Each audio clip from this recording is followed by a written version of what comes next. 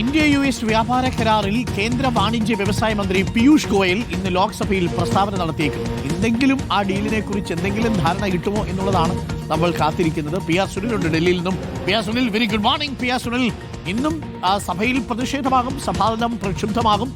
പ്രതിപക്ഷം ഒരു ഇഞ്ച് പോലും വിട്ടുകൊടുക്കില്ല എന്നാണ് നമ്മൾ മനസ്സിലാക്കുന്നത്. ഇന്നലെ പ്രധാനമന്ത്രിയുടെയും ഭരണപക്ഷത്തിൻ്റെയും ഒക്കെ പ്രതിരോധം ദുർബലമാവുന്ന കാഴ്ചയും നമ്മൾ കണ്ടു. ലോക്സഭയിൽ പ്രസംഗിക്കാതെ പ്രധാനമന്ത്രിക്ക് മടങ്ങേണ്ടി വരുന്ന സാഹചര്യം ഈ മന്ത്രിസഭയുടെ കാലത്ത് ഇത് ആദ്യമായിട്ടാണ്. അപ്പോൾ വലിയ പ്രതിരോധത്തിലായിരിക്കുന്നു ഭരണപക്ഷം. ഇന്ന് തിരിച്ചടിക്കാനുള്ള സാധ്യതയുണ്ടോ എന്നാണ് നമ്മൾ മനസ്സിലാക്കുന്നത്. ലോക്സഭ എംപിമാരെ സസ്പെൻഡ് ചെയ്തത് 8 പേരെ സസ്പെൻഡ് ചെയ്തത് ഇപ്പോഴും തുടരുകയാണ്. വലിയ പ്രതിഷേധമാണോ ഇന്നും മോദിയെയും കൂട്ടരെയും കാത്തിരിക്കുന്നത് ലോക്സഭയിലും രാജ്യസഭയിലും? P R Sunil.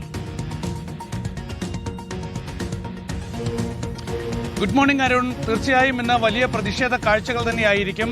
രണ്ട് സഭകളിലും രാഷ്ട്രപതിയുടെ നയപ്രഖ്യാപന പ്രസംഗത്തിന്മേലുള്ള നന്ദിപ്രമേയ ചർച്ച പൂർത്തിയായ സാഹചര്യത്തിൽ ഇനി ബജറ്റ് ചർച്ചയാണ് രണ്ട് സഭകളിലും ആരംഭിക്കേണ്ടത്. പക്ഷേ പ്രതിപക്ഷം ശക്തമായി നിൽക്കുന്ന സാഹചര്യത്തിൽ ബജറ്റ് ചർച്ച രണ്ട് സഭകളിലും ആരംഭിക്കാനാകുമോ എന്നതാണ് വളരെ പ്രധാനപ്പെട്ട ഒരു ചോദ്യം എന്നത്. അതിനിടയിലാണ് ലോക്സഭയിൽ പ്രധാനമന്ത്രി നരേന്ദ്രമോദി നന്ദിപ്രമേയത്തിന് മറുപടി പ്രസംഗം നടത്താത്തത് ചട്ടവിരുദ്ധമാണ് എന്ന് ചൂണ്ടിക്കാണിച്ച് കെ.സി. വേണുഗോപാൽ ഇന്നലെ സ്പീക്കർക്ക് കത്ത് നൽകിയ സാഹചര്യമൊക്കെ തന്നെയുള്ളത്.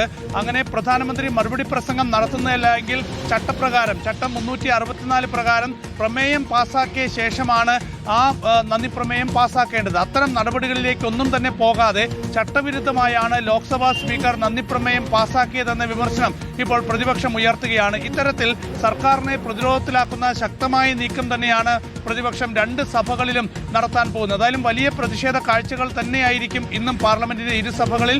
അതിൽ ഇന്ത്യ അമേരിക്ക വ്യാപാര കരാറുണ്ട്. ജനറൽ എം എം നരവനെയുടെ പുസ്തകത്തിലെ ഇന്ത്യ ചൈന സംഘർഷവുമായി ബന്ധപ്പെട്ടുള്ള വിഷയങ്ങളുണ്ട്.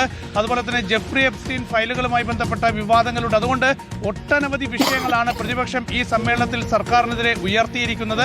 ഏതായാലും ലോക്സഭയിൽ പ്രധാനമന്ത്രി നരേന്ദ്രമോദിക്ക് പ്രതിപക്ഷത്തിന്റെ പ്രതിഷേധത്തെ തുടർന്ന് പ്രസംഗിക്കാനായി വരാൻ കഴിഞ്ഞില്ല എന്നത് സർക്കാരിനെ സംബന്ധിച്ച് വലിയ ഒരു തിരിച്ചടി തന്നെയാണ്. ഏതായാലും അതിനെ മറികടക്കാനുള്ള നീക്കങ്ങളും ഭരണപക്ഷത്തിന്റെ ഭാഗത്തു നിന്ന് ഇന്ന് പ്രതീക്ഷിക്കാം. ഏതായാലും ഇന്ന് സസ്പെൻഷനിലായ എംപിമാർ പാർലമെന്റ് കവാടത്തിലും പ്രതിഷേധ ധർണ തുടരുന്നുണ്ട്. കാരണം ഇന്നലെ തീരുമാനിച്ചത് അവിടെ ഇരുന്ന് സമരം നടത്താൻ പാടില്ല, ധർണ നടത്താൻ പാടില്ല എന്ന് ഇന്നലെ സുരക്ഷാ ഉദ്യോഗസ്ഥർ ഈ എംപിമാരോട് ആവശ്യപ്പെടുകയും അവരെ അവിടെ നിന്ന് നീക്കാൻ ശ്രമിക്കുകയും ഒക്കെ ചെയ്തിട്ട്, ഏതായാലും ഇന്ന് സുരക്ഷാ ഉദ്യോഗസ്ഥർ നീക്കാൻ ശ്രമിച്ചാലും അവിടെ തന്നെ തുടരും എന്നിപ്പോൾ എംപിമാർ വ്യക്തമാക്കുമ്പോൾ പാർലമെന്റിന് പുറത്ത് സംഘർഷ സാഹചര്യവും തള്ളിക്കളയാനാകില്ല. ഏതായാലും വലിയ പ്രതിഷേധ കാഴ്ചയായിരിക്കും രണ്ട് സഭകളിലും അകത്തും പുറത്തുമൊക്കെ ഇന്ന് പാർലമെന്റിൽ ഉണ്ടാകാൻ പോകുന്നത്. ഓക്കെ, എന്തായാലും ഈ കഴിഞ്ഞ ദിവസങ്ങളിലെ കനത്ത പ്രതിഷേധത്തെ തുടർന്ന് പ്രതിപക്ഷത്തിനൊരു ഊർജവും ഒരു ഐക്യവും ഒക്കെ കിട്ടിയിട്ടുണ്ട് അല്ലേ പി ആർ സുനിൽ? CPM പോലും പ്രതിപക്ഷത്തെ പിന്തുണച്ചുകൊണ്ട്, അതായത് കോൺഗ്രസിനെ പിന്തുണച്ചുകൊണ്ട് രംഗത്ത് വരുന്ന കാഴ്ച നമ്മൾ കണ്ടു. എല്ലാവരും തമ്മിൽ ഒരു ഒറ്റക്കെട്ടായിട്ടുണ്ട് സർക്കാരിനെതിരെ. ഭരണപക്ഷത്തിന്റെ ഒരു ഐക്യമാണ് ഇക്കഴിഞ്ഞ ദിവസങ്ങളിലെ പ്രതിപക്ഷ പ്രതിഷേധത്തിന്റെ ഒരു ബാക്കിപത്രം അല്ലേ പി ആർ സുനിൽ?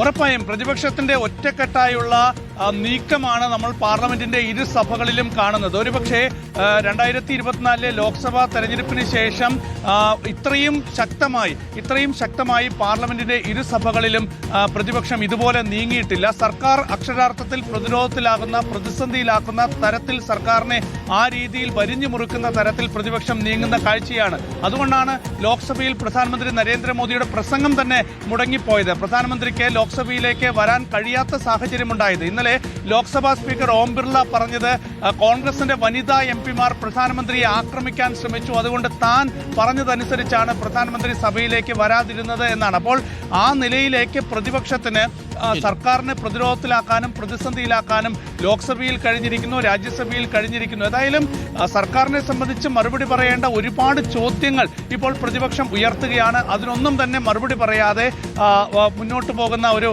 ഭരണപക്ഷമാണ് ഇപ്പോൾ ഉള്ളത് എന്നത് പ്രതിപക്ഷത്തെ സംബന്ധിച്ച് അവരുടെ ആ ഒരു നീക്കത്തിന് ഊർജ്ജം പകരുന്നതാണ്. Okay, thank you P R Sunil. എങ്ങനെയുണ്ട് തണുപ്പ് ഡൽഹിയിൽ? കൂടുതലാണോ കുറവാണോ? അരുൺ, തണുപ്പ് കുറഞ്ഞു വരുന്നുണ്ട്, എന്നാലും തണുപ്പുണ്ട്. ഞാൻ ഇന്നലെ പറഞ്ഞതുപോലെ തന്നെ ഇനി ഒരു വസന്തകാലത്തിലേക്ക് ഡൽഹി നീങ്ങുകയാണ്. അപ്പോൾ ഒരു ദിവസങ്ങൾക്കകം തന്നെ പൂക്കൾ കൊണ്ട് നിറയും ഡൽഹി ആകെ.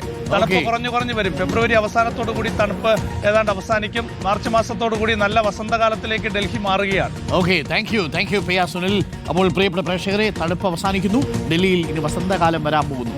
പ്രതിപക്ഷമാണെങ്കിൽ ഡൽഹിയിൽ ചൂട് പിടിപ്പിച്ച ചർച്ചകൾക്ക് തുടക്കം കുറിക്കുകയാണ്. വലിയ സംഭവ വികാസങ്ങളാണ് ഡൽഹിയിൽ കഴിഞ്ഞ കുറച്ച് ദിവസങ്ങൾ നടന്നത്. പ്രതിപക്ഷത്തിന്റെ കനത്ത പോരാട്ടത്തിൽ ഭരണപക്ഷം ഒന്ന് കിടുങ്ങിയിട്ടുണ്ട്, ഒന്ന് വിറങ്ങലിച്ചിട്ടുണ്ട്. ആദ്യമായിട്ടാണ് മോദി സർക്കാർ 12 വർഷത്തിൽ ആദ്യമായി പ്രസിഡന്റിന്റെ നയപ്രഖ്യാപന പ്രസംഗത്തിൽ മറുപടി പറയാനുള്ള അവസരം പ്രധാനമന്ത്രിക്ക് ലഭിക്കാതെ പോകുന്നു. പ്രധാനമന്ത്രി ലോക്സഭയിൽ മറുപടി പറഞ്ഞില്ല, രാജ്യസഭയിൽ മാത്രമെത്തി എന്തോ ഒന്ന് പറഞ്ഞുപോയി എന്നാണ് പ്രതിപക്ഷം പറയുന്നത്. ചോദ്യങ്ങൾക്കൊന്നും ഉത്തരം കിട്ടിയിട്ടില്ലേ? US കരാർ, അതിന്റെ ഡീൽസ് എന്താണെന്ന് അറിയില്ല. കാർഷിക വിപണി തുറന്നു കൊടുക്കുമോ അറിയില്ല. റഷ്യയിൽ നിന്ന് എണ്ണ വാങ്ങുന്നത് നിർത്തിയോ അറിയില്ല. എപ്സ്റ്റെയിൻ ഫയലിൽ പേര് വന്നത് എങ്ങനെയാണ്? ആ പേര് വന്നിട്ടുള്ളത് സത്യമാണോ? ഇക്കാര്യങ്ങളിലൊന്നും ഒരു വ്യക്തതയുമില്ല. കാർഷിക വിപണി പൂജ്യമാക്കുമോ? ആർക്കറിയാം. ഇതൊന്നും ഇതുവരെയും പുറത്തു വരാത്ത കാര്യങ്ങളാണ്. ഇതിനൊക്കെ ഉത്തരം നമ്മൾ പ്രതീക്ഷിക്കുന്നു. ഇന്ന് പീയൂഷ് ഗോയൽ വാണിജ്യമന്ത്രി ഒരുപക്ഷേ ലോക്സഭയിൽ പ്രസ്താവന നടത്തിയേക്കും.